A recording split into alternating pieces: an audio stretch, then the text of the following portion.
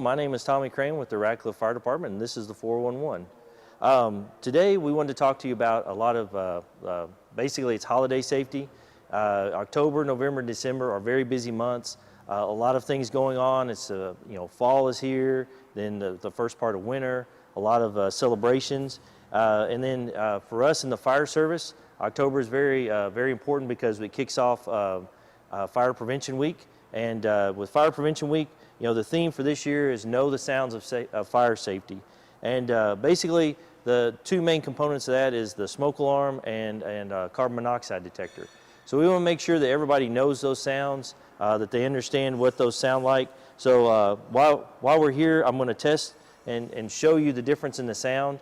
The fire alarm is going to be a lot louder, and you're going to hear 3 beeps in a row. And then the smoke or the carbon monoxide detector has a little bit different beep, so you can understand what they sound like. We remind people to change your smoke alarms every 10 years. So whether it's a battery or whether it's electric, we ask you to change it every 10 years.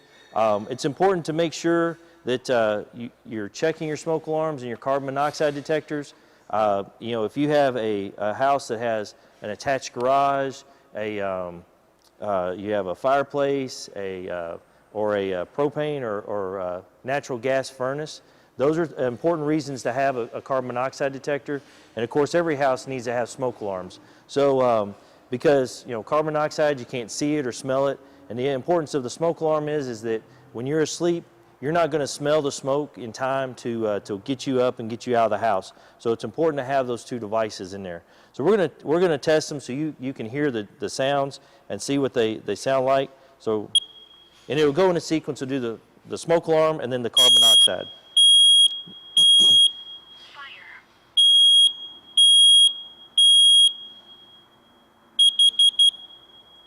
Warning, carbon monoxide.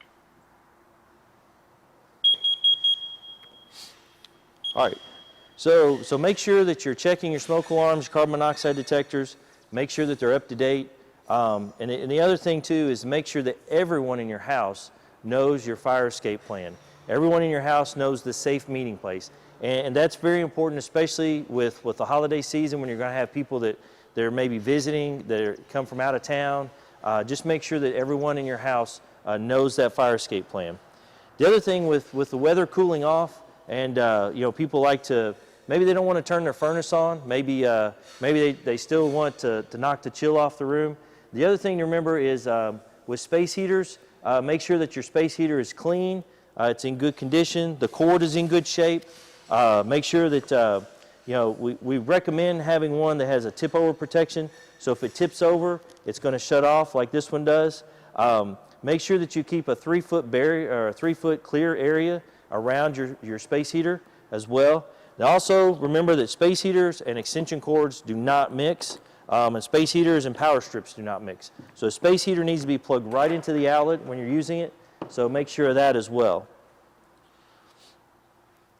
So we're going to jump right into talking about, like I said, I know October, November, December, the weather's cooling down. A lot of people, they get outside for outside activities. They like to do what we call recreational burning.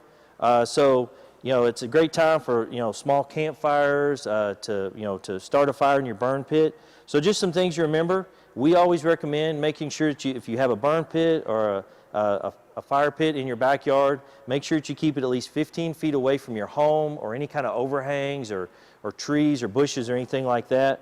Anything overhanging like a porch roof or an awning, those are important things to remember. The other thing is, remember, do not burn garbage. Basically, your fire pit, your burn pit is basically just logs. That's it. Just campfire type logs, and that's all that you can burn. No building materials, no construction lumber, because that stuff a lot of times is treated or may have, maybe it's been painted or something like that. So the other thing to remember is in the city of Radcliff, no leaves or grass clippings can be burned. Contact Public Works. We do limb and leaf pickup in October, and so make sure that you contact, and that way you can get your leaves picked up so you're not burning them. If you're out in the county or unincorporated area, for an open fire, please make sure with any fire, open fire, make sure that you're there until it's completely out. Don't walk off or leave it still burning. Watch the wind conditions. Definitely watch the wind conditions. It can spread the fire pretty rapidly. And large fires, you need to check with your local fire department. Make sure what your requirements are. Make sure that somebody knows if you're going to do a burn, and so that there's if something does happen, they know what's going on.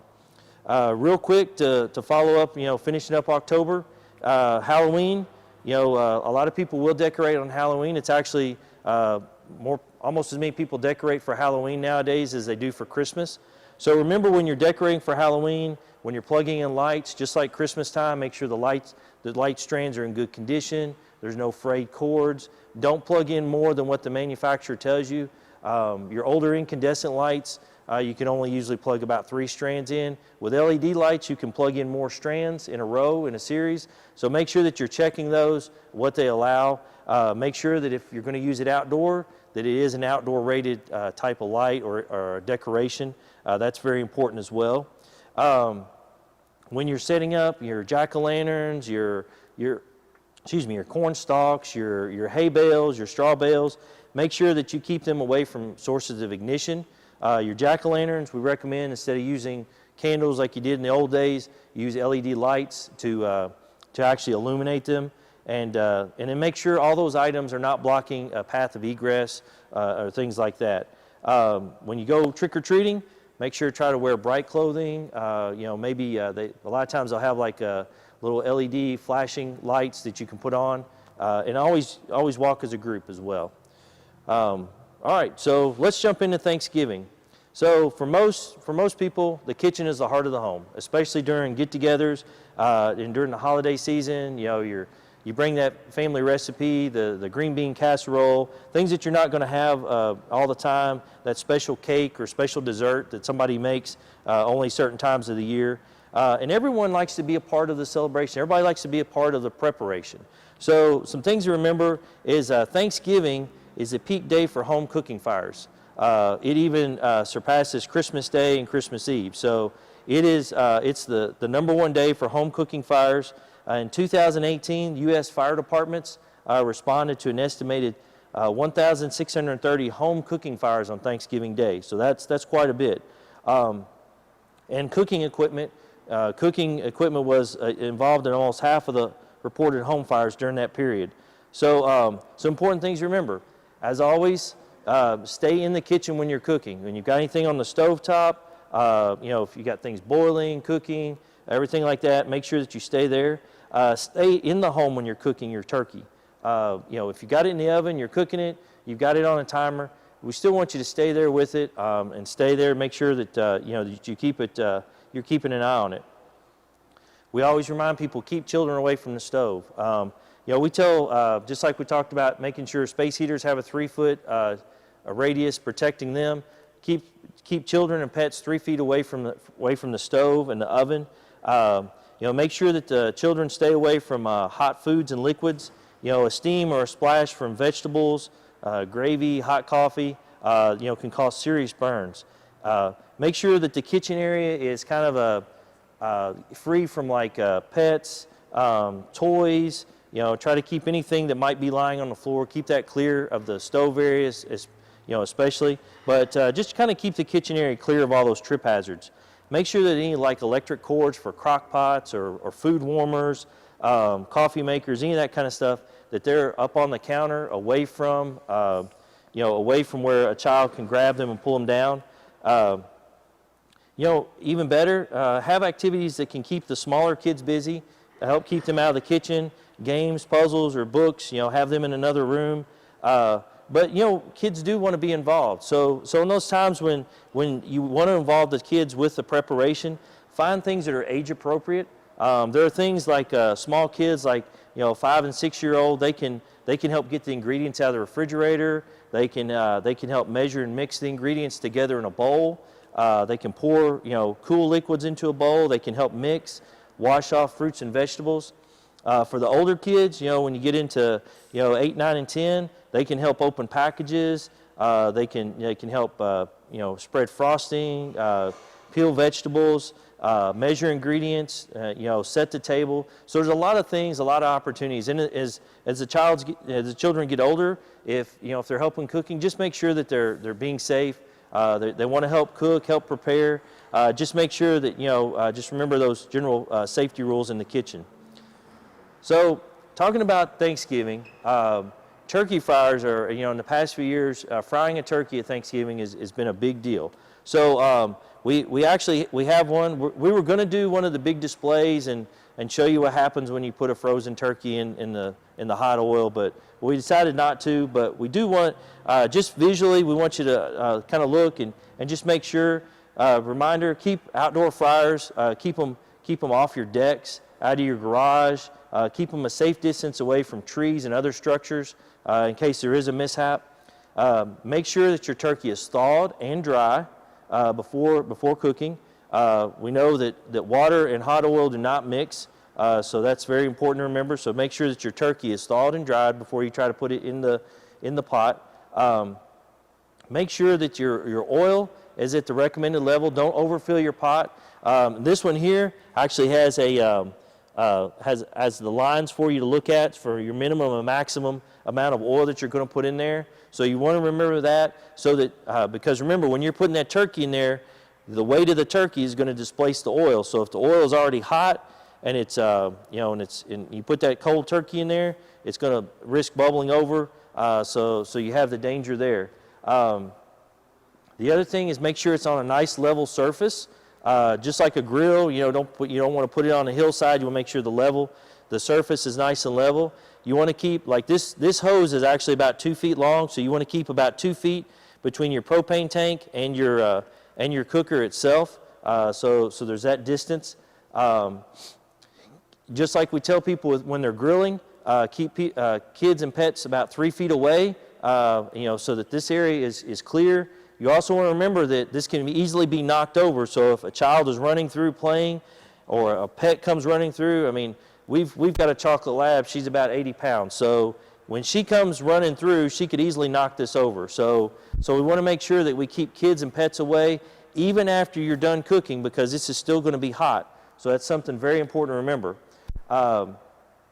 When you get ready to fire it up, just like on a propane grill, you can use a soapy water solution to check for any leaks, spraying the hose, the connections. Just spray it down after you've turned the propane on, and you can check for those leaks.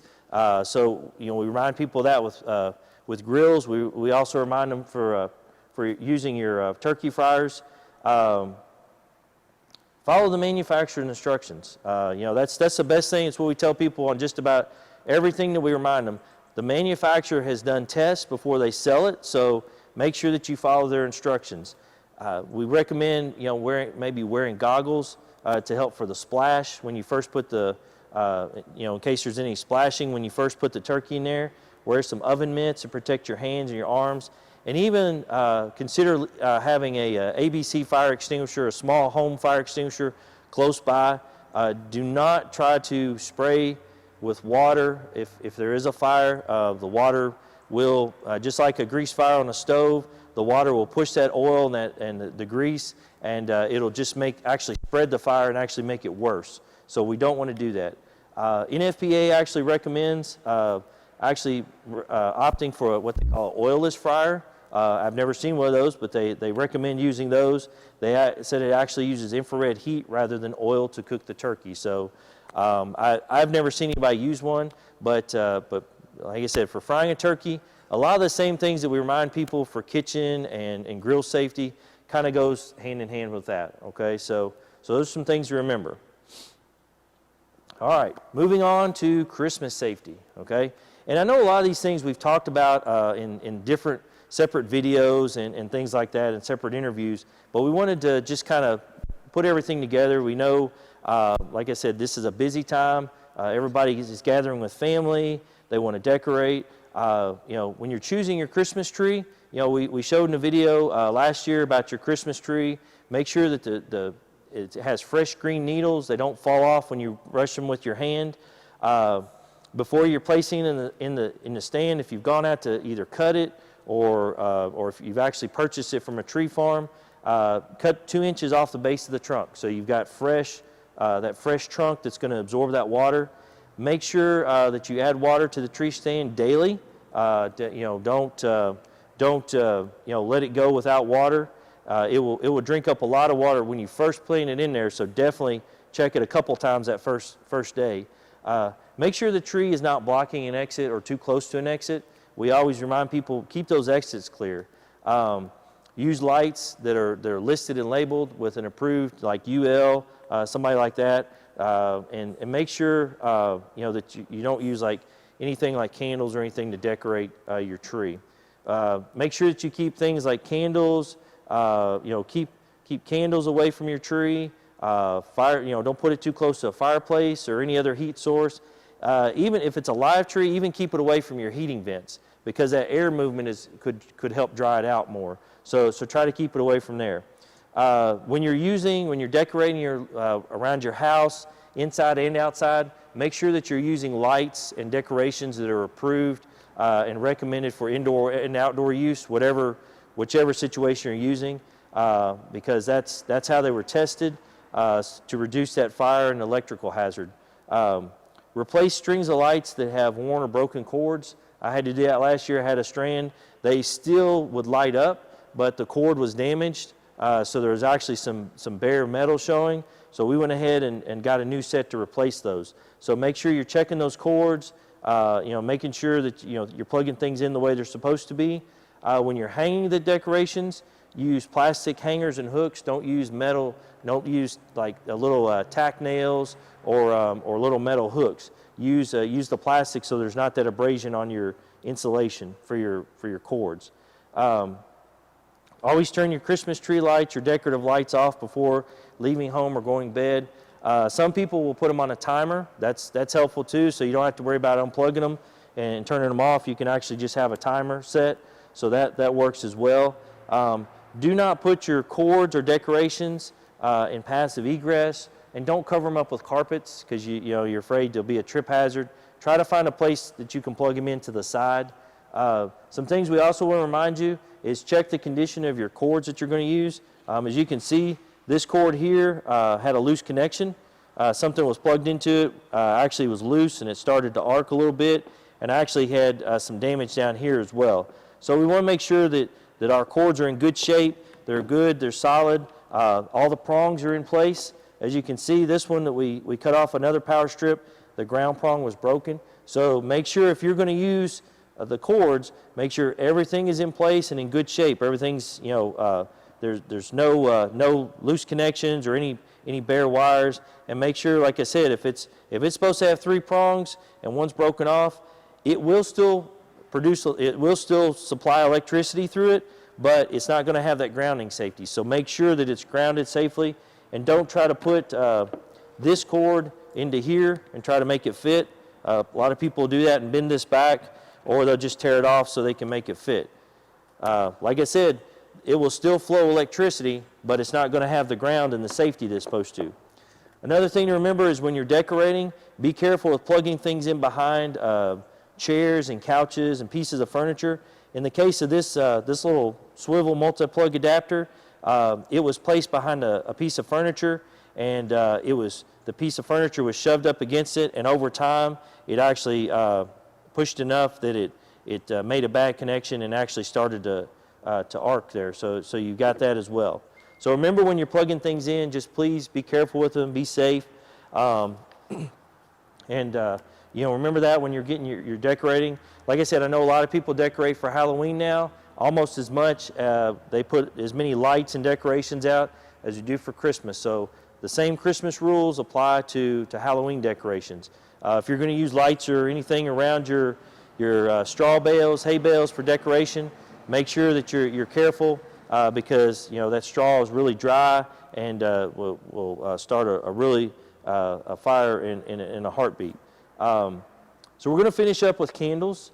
Candles are, some people use candles year-round, but this time of year with, in all 3 holidays, Halloween, Thanksgiving, and Christmas, and New Year's, all that kind of stuff, candles are used a lot. They smell good. They add a nice, just a nice ambiance they're pretty to look at. They make things kind of homey feeling and kind of, remind people of, the days gone by. So they're aesthetically, they're pleasing, they smell good, but also you have to remember that at the end of that wick is an open flame. So when you're burning that candle, that's an open flame that could start a fire. So make sure you keep a 1 foot radius around your candle so that there's nothing that could, like loose papers or a curtain that could blow around and actually be ignited by the candle. We have actually had fires where candles have started the fires because there has been something. In one case, it was a curtain that the wind had blown the curtain around a little bit, and it caught the candle caught the curtain on fire.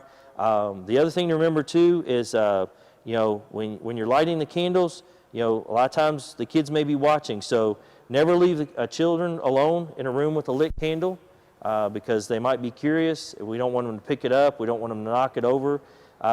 Make sure that your candle is on a stable platform. Wherever you put it, that it's on a stable area so it can't easily be knocked off by like a cat that jumps on the counter or a child that's running through the house and accidentally bumps it. So you want to make sure of that as well. Keep your matches and utility lighters out of the reach of children. Keep them up high, or even better in a locked cabinet, secure so that the child can't mess with them. But it has, even though they're pretty, they smell good, they have been of fires, even fires that have had fatalities. So make sure, a couple other things you remember is keep the wick trimmed. You notice these wicks are trimmed really low. About 1/4 inch is all that you want to leave your wick sticking up. That helps them burn smoother and helps them to burn more efficiently. The other thing is when you have about a 1/2 inch of unmelted wax at the bottom is when you need to stop using your candle. Now, I know that sounds like you're thinking, well, that's a lot of waste. I'm going to be throwing away a candle where I still have quite a bit left. But you have to remember that wax is actually helping absorb that heat. So it's helping absorb the heat. And with jar candles, that's very important because if the cool air gets to that hot jar, then it has a good chance of cracking and breaking, or even in some cases we've had fires where the candle is pretty much literally exploded.